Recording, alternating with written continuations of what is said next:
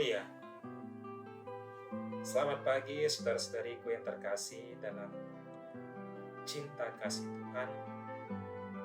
Kembali lagi dalam renungan Levatar, yang dimana pada hari ini kita diajak kembali merenungkan serta merefleksikan apa pesan yang akan disampaikan dalam permohonan kita pada hari ini. Sesuai bacaan pada hari ini, kita kaum umat beriman bersama-sama merayakan pesta Yesus dipersembahkan di Bait Allah. Perayaan ini dirayakan sejak abad ke-5 di kota Yerusalem dan berkembang luas sampai pada abad ke-6, dan hingga saat ini seluruh gereja barat pasti merayakan bersama-sama dalam peringatan Yesus dipersembahkan di Bait Allah. Dalam Injil pada hari ini kita diajak kembali bahwa Yesus dipersembahkan dalam Bait Allah dilakukan seturut hukum Musa. Ya, ini adalah sebuah tradisi ya, bahwa juga di mana kedua orang tua Yesus, yakni Yusuf dan Maria, membawa Yesus ke Yerusalem dan mempersembahkannya kepada Allah sesuai seperti hukum Taurat, yakni semua anak laki-laki sulung harus dikuduskan bagi Allah.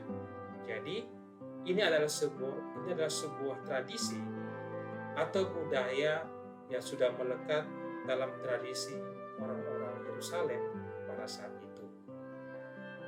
Dalam bacaan Injil hari ini, kita diingatkan kembali menggambarkan bahwa Yesus dan juga kedua orang tuanya begitu taat pada hukum Taurat.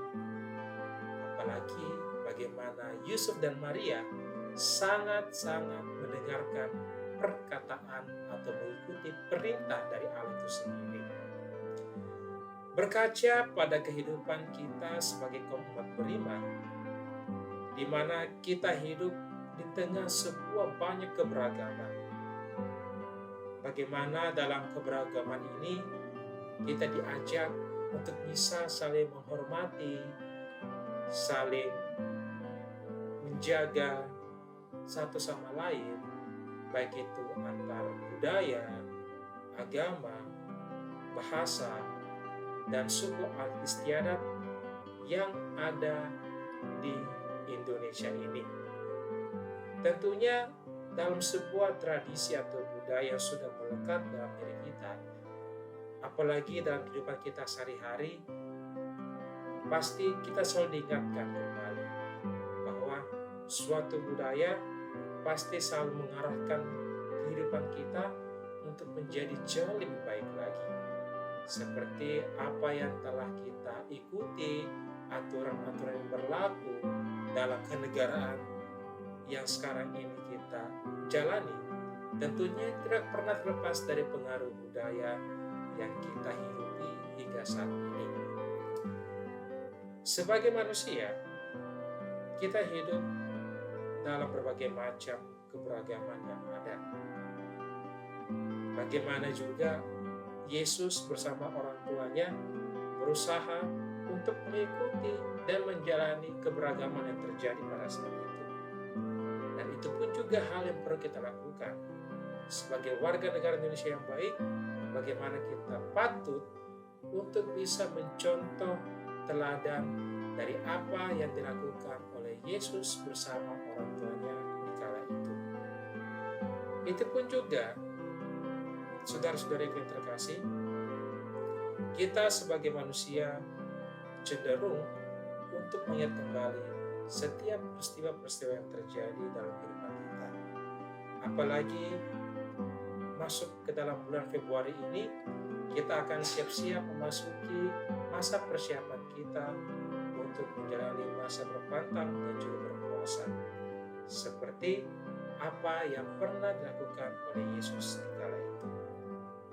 Itulah bagaimana keberagaman dalam suatu keimanan terjadi jika kita menjalannya dengan baik sesuai dengan apa yang diperintahkan oleh Allah kepada kita semua. Saudara-saudara yang terkasih, semoga apa yang difirmankan oleh Tuhan melalui Injil pada hari ini, terlebih khusus ketika Yesus dipersembahkan di bait Allah, mengingatkan kepada kita untuk selalu tetap menjadi pribadi yang siap untuk saling menghormati satu sama lain. Di aneka keragaman yang ada di Indonesia ini, tentunya kita harus siap mengikuti dan siap melaksanakan setiap tanggung jawab yang diperintahkan oleh Allah kepada kita. Sama seperti apa yang dikatakan oleh Monsinyur Sugija Pranata, bahwa kita sebagai 100% Katolik dan 100% Indonesia harus tetap memiliki budaya iman sebagai Katolik dan budaya sebagai masyarakat Indonesia yang baik, yang tetap berpegang teguh akan nilai-nilai sosial, nilai-nilai keagamaan yang kita anut hingga sekarang ini. Dan semoga apa yang menjadi permohonan kita pada hari ini tentunya dapat membawa sukacita, damai, dan kebahagiaan dalam kehidupan kita masing-masing. Semoga demikian. Amin. Gloria.